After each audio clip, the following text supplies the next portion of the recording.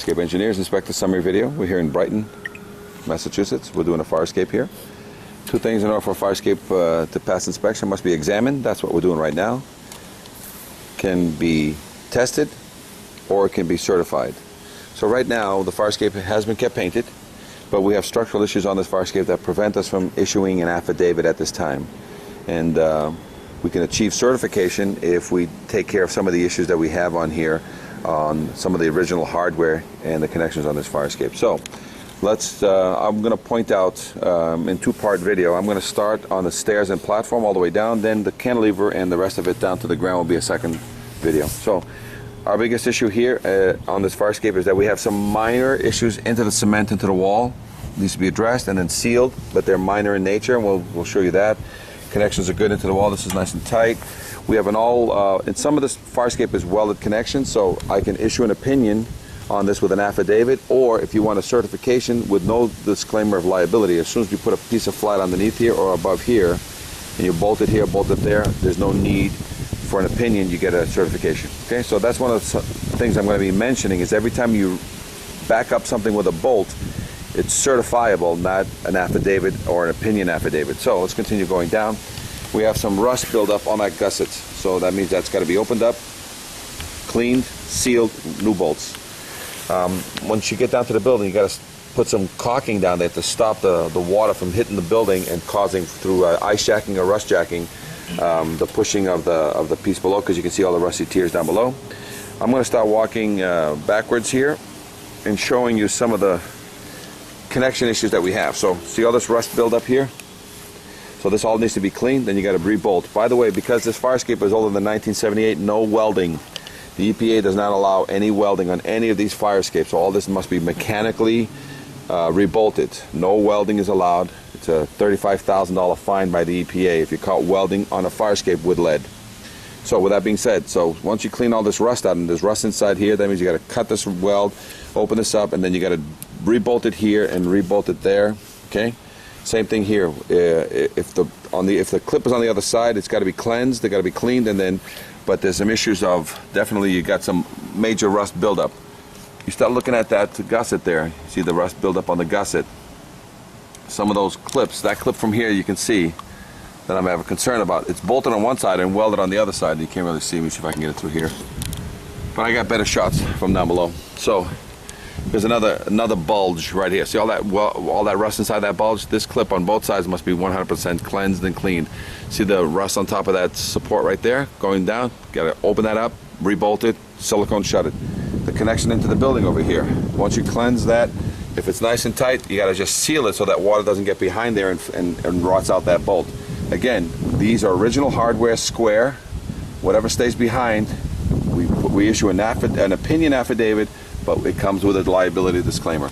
See that welded connection to the left, but bolted to the right? As soon as we put bolts back into this thing, there's no need for an opinion. You can get it certified. But otherwise, once it's cleansed and we give you an opinion that it's in good order, it still comes with a disclaimer of liability. See that over there, bolted to one side, welded to the other? Most welds rust from the inside out. So as soon as we put a bolt on that, there's no concern on our end. We'll gladly sign off without a disclaimer if you put a bolt in that connection. If it's got rust in it, it's got to get cleansed anyway. All right, going down, you see that on one side you've got rust building up on these clips, and you got like this one right here. Look at that. See all that rust? So that means that water's getting in from above, and that water that's getting in from above is getting in because this is open. See all that rust in there? And as it keeps feeding water down, it'll keep deteriorating the bolt, making them suspect. And then it starts the rust jacking process. Eating the bolt and then rusting the bolt. See? That's an indication you have on all these treads here. See the amount of buildup right there? See the amount of buildup on the stringer? And then when you look down the stringer, you can see all the rust growing there. See all that rust growing there? Okay, same thing's happening here. The tread is on top of the grating, creating a pocket, and there's dirt in there, and that's all rusting. You can see the major rust there. See the rust on top of the gusset right there? That's because the water's getting in. So once you get these, you got to seal them up. See that corner right there? Same thing as above. See that rust is building up, so that angle clip on the corner has got to be opened up. Okay, so as you can see, and again, the cement is minor. Once you clean up a little bit of cement, just silicone shut it against the wall so that there's no spalling. Same thing here, minor. Once you do some of the minor cement work, then you got to seal it so that water stops getting in there. Okay, and as we get here, you got some original square head bolts.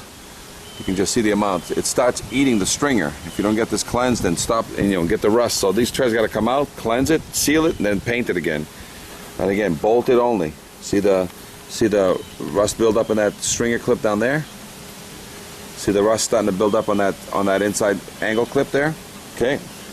Now we're going to be talking about this is actually a release arm for the cantilever.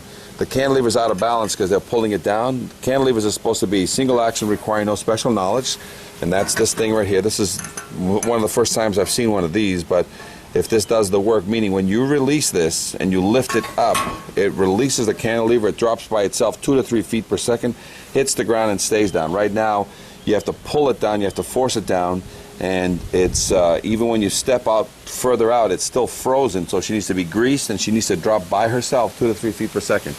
You need to stop getting any water getting in here.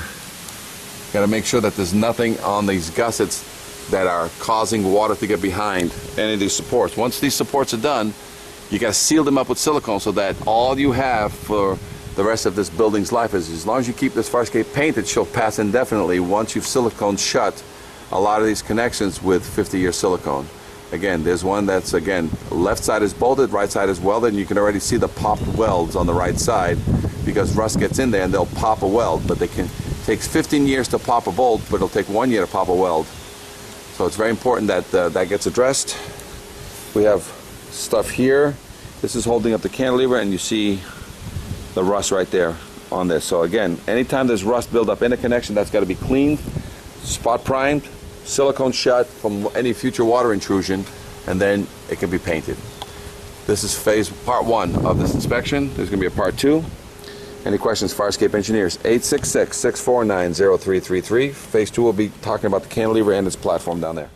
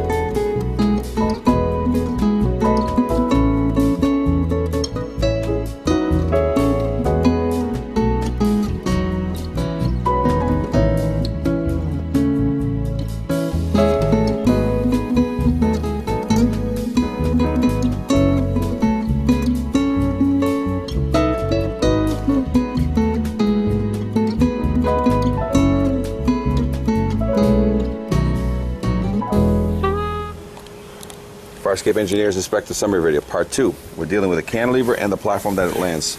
This is a release arm here, so we got to get this thing definitely balanced. This has got to get properly attached. She's pulling out of the building there, you see that? So we got to make sure that this gets dressed. We can remove this, and this can be a more traditional release arm that's on this side that goes down, and basically with a rod going this way should be used. So it may be a time for us to take this out and put in a release arm here that's more of a swing arm, which is typical. Otherwise, this can stay, but it has to be functioning. Somebody has to rebalance this cantilever so she drops down. And a lot of times it means opening up this box over here, removing some of the weight so that when it's released, she goes down and stays down. In order to stop people from breaking in or let people know that this thing is down, you can put an air horn or some alarm system on it so that it stops people from utilizing it during the night for any other reasons other than for an emergency evacuation. All right, we have definitely a box issue. From up here, it's hard to say, but if you look down on that, there's a huge major rust on the right side that is not connecting the weight box to the seat channel on the left. There's rust on the right side stopping it from connecting. You've got rust and on some of the pieces that were welded, so if those pieces don't get properly attached, they'll pop. But you see the huge rust on the right side. Let me see if I can get a zoom in there. There's at least 3/4 of rust in there on the left side of this weight box, and it just goes around. So whoever's going to be doing the repair work is going to probably remove some of the content inside there. We got the bracket. Look, it's all rotted out. This bracket needs to be refurbished. As you can see, it's all rotted out right there. We got water getting in on all the treads again, all the way down. The pin is here.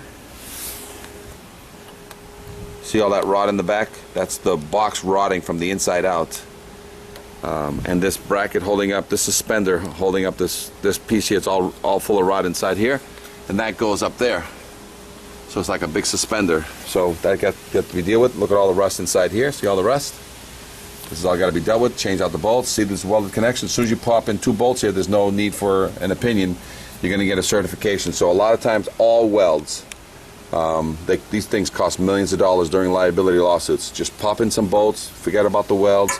Welds traditionally are not part of a fire escape repair. It's always bolted. 98% of all the fire escapes in America are bolted connection. And whenever we find welds, we always back it up with a bolt just to eliminate it from future concern.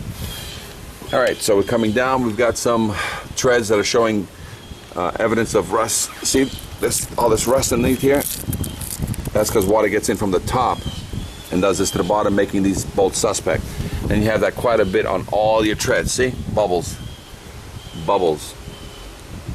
Okay? Bubbles.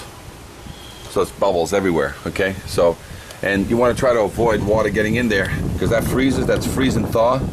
Ice jacking and rust jacking will start ripping this from the building. So this needs to be repaired, sealed, and you got to make the water divert just before that so it doesn't divert onto the building, causing a major stain also.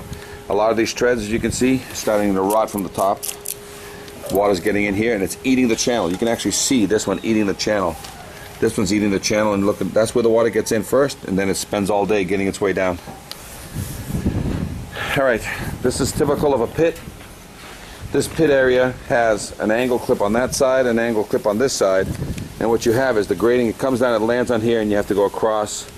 But you know, if you don't cleanse all this out of here and verify that angle clip is not getting pushed out through freeze and thaw and rust jacking, what happens is eventually this lets go and this drops people, and this is a 10-foot drop. So that needs to be verified, and you can tell that the water's in there, and I can see where the grating ends and where the wall ends, and there's a 1/4-inch gap at least. So that needs to be all cleansed, sealed from any future water intrusion, so that this is a safe area for this cantilever to egress people onto. There's a last piece I'm going to talk about, which is that ladder and how it's attached.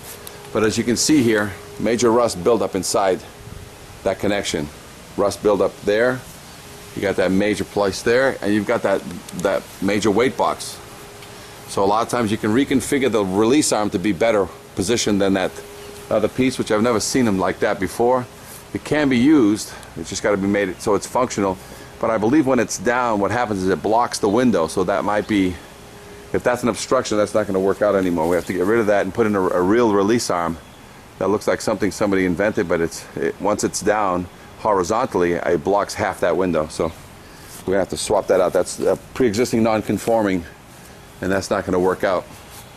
All right, so you got look at all the rust in the weight box. That's got to be addressed. She doesn't drop. She's out of balance. She doesn't drop correctly. We've got cement issues into the building. As you can see, so this whole superstructure here with photographs, you're going to see a lot of rust buildup. Nobody's ever cleansed that out. This is time for it to do. Look at all the rust. That's all welded. As soon as you pop some bolts on that, it's certifiable. Leaving it the way it is, we can only render an opinion with a disclaimer letter. Here's the rust buildup in that corner, rust built up on that gusset, cement issues against the wall. Again, minor, but they still need to be addressed. Probably the most major issue with cement is down here.